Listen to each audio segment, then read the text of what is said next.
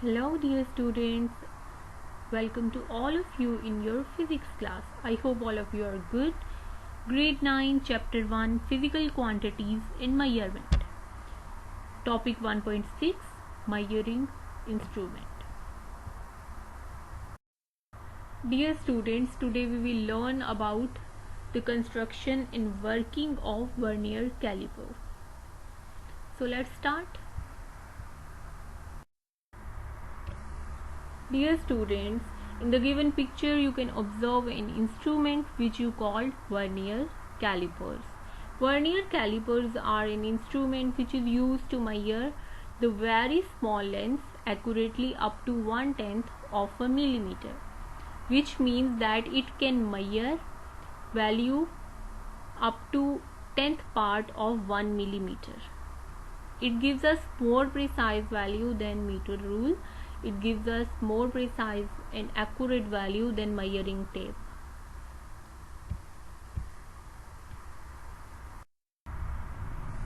Okay, so let's move toward its construction.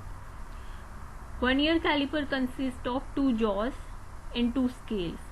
First of all, we will discuss two jaws with the help of numbers. Okay, so just look at the second picture here.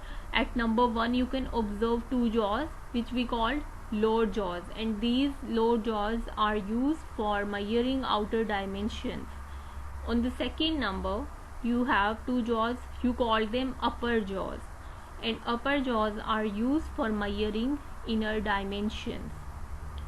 At number 3 you can observe a metal strip which we call stem and is used for measuring depth of an object. Okay, at number 4 you can observe main scale. This one is called main scale, which is on number 4. This is in the form of metal rod. Okay, and at number 4 you can observe the scales on the main scale.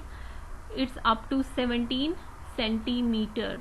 So here on the lower side scales are given in centimeter. On the opposite side of the main scale you can observe that all the numbers are marked in inches. At number 6 you can observe vernier scale. Vernier, on the lower part of the vernier scale you can observe few divisions which are started from 0 and end at 10. So there are 10 divisions on vernier scale of the vernier caliper. And on the opposite side you can also observe scales, and that's also a part of vernier caliper, and that's movable. Vernier scale is movable, and main scale jaws which are connected with main scale are fixed. Jaws which are connected with vernier scale can movable. Okay, at number 8 you can observe a screw, and this is used to move the vernier scale of the vernier caliper.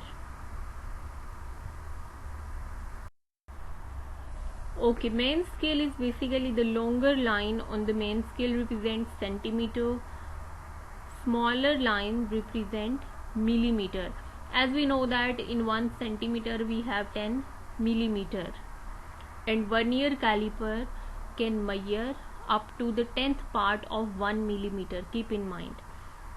So here we have question that the separation between the two smaller line on the main scale is called pitch of vernier caliper. We called it pitch of vernier caliper. The distance between 2 points, the distance between the separation between two smaller lines on the main scale is called the pitch of the vernier caliper, and it is 1 millimeter. The distance between the two divisions of main scale is called pitch of the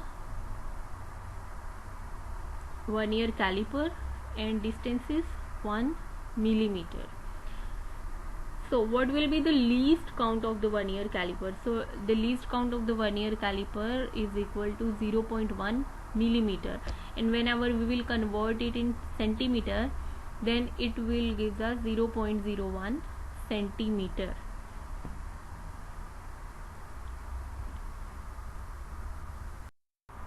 Okay, now let's move toward the working of vernier caliper. Keep in mind, before moving toward reading, first of all we have to measure zero error. Zero error is a condition where a measuring instrument registers a reading when there should not be any reading. So how you can measure zero error? Simply you have to close the jaws of vernier caliper, and if the zero of the vernier scale coincides with the zero of the main scale, this shows that there is no zero error. And in case of vernier caliper, it occurs when a zero on main scale does not coincide with the zero on vernier scale. Keep in mind, if the zero of the vernier scale does not coincide with the zero of main scale, then we called it zero error. This shows that there is some error in the given instrument. Okay, the next question is, what are the reasons for zero error? Zero errors are caused by faulty equipment that doesn't reset to zero properly. So it's necessary for us to check before you start measuring that the measuring instruments read zero for zero input. A zero error would affect every reading you take. If you will not find your zero error correctly, then it will affect your every reading and it will not give you an accurate reading. So it's necessary for you to learn how to find zero error. Simply you have to close the two jaws of vernier caliper. Firstly, whenever you will close the jaws, you will observe that both the zeros will coincide with each other, and if the zero of the main scale coincides with the zero of the vernier scale, this shows that there is no zero error. That's 100% accurate instrument. But on the other case, whenever you will close the jaws of vernier caliper, close the lower jaws of vernier caliper by moving the screw, then you will observe that there are two type of errors occur here. If the zero error is there, then it may be positive or it may be negative. So in positive zero error, what you will do?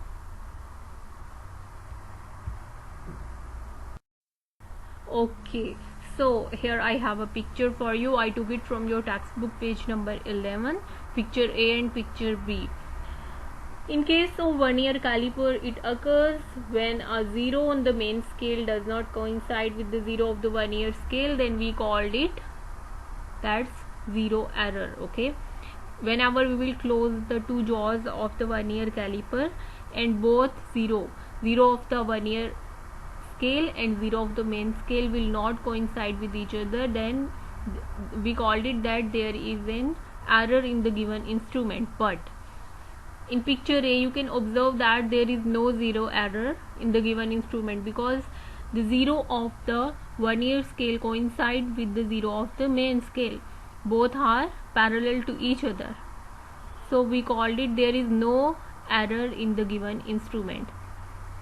And if the zero of the main scale and zero of the vernier scale will not coincide with each other, then we called it there is a zero error in the given instrument, and this zero error may be positive or may be negative. There are two types of zero error. Zero error may be positive and zero error may be negative.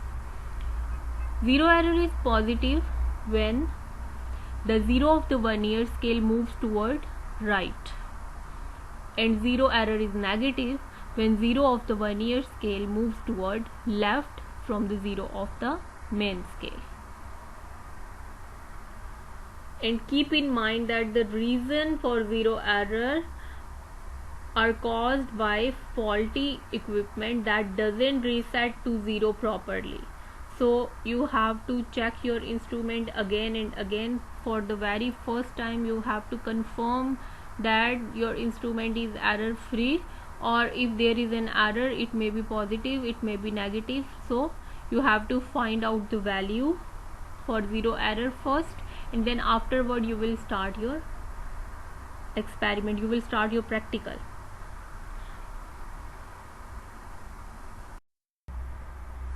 Okay, so this page is taken from your textbook, page number 10.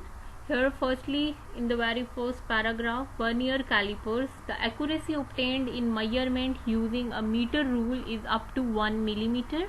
However, an accuracy greater than 1 millimeter can be obtained by using some other instruments such as vernier calipers.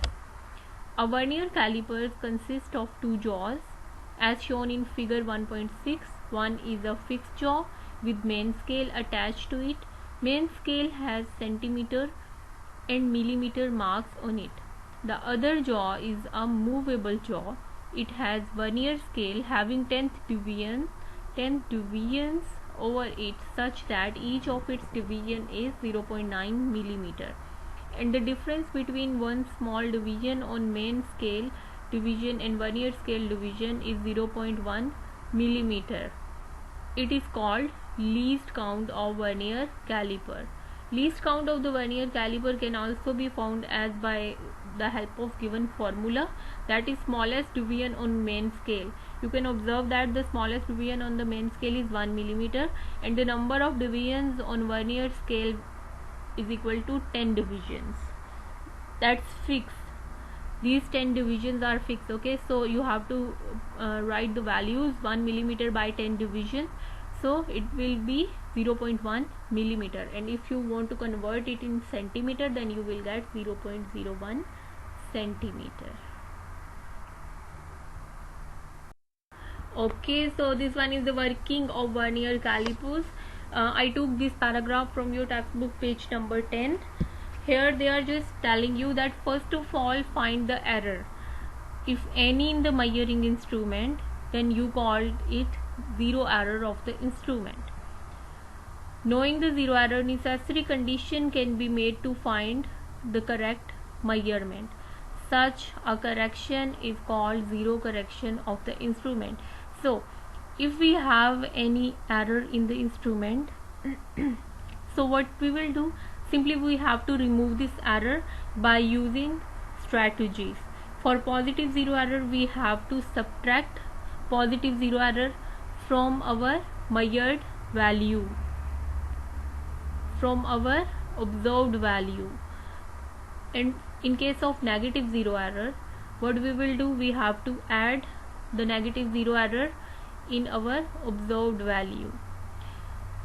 Basically, I am asking you that for zero error, firstly you have to close the jaws of the vernier caliper, and if zero of the main scale coincide with the zero of the vernier scale, then you called it, there is no zero error. But on the other hand, if you find that the zero of the vernier scale moves toward right, then you called it positive zero error, and if the zero of the vernier scale moves toward left from the zero of the main scale, you called it negative zero error. Okay, so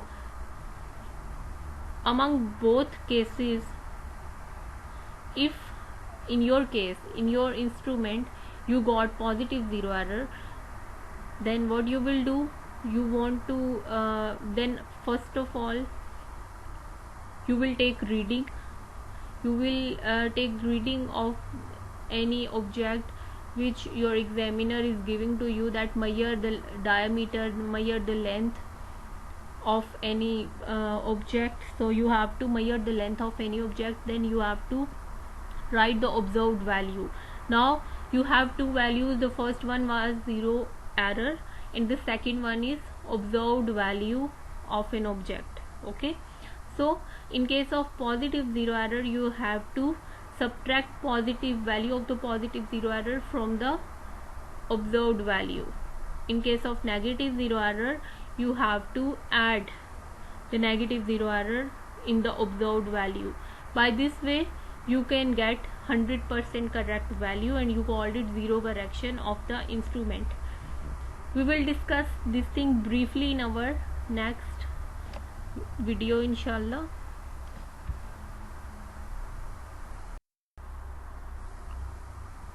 Okay, so I took it from your textbook, page number 11, zero error and zero correction. So to find out the zero error, firstly you will close the jaws of the vernier caliper gently, and if zero line of the vernier scale coincide with the zero of the main scale, then the zero error is 0. You can observe in figure 1.7 part A.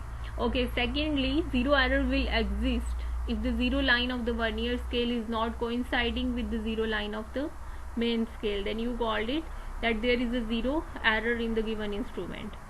And zero error will be positive if the zero line of the vernier scale is on the right side of the zero of the main scale, and it will be negative if the zero line of the vernier scale is on the left side of the zero of the main scale.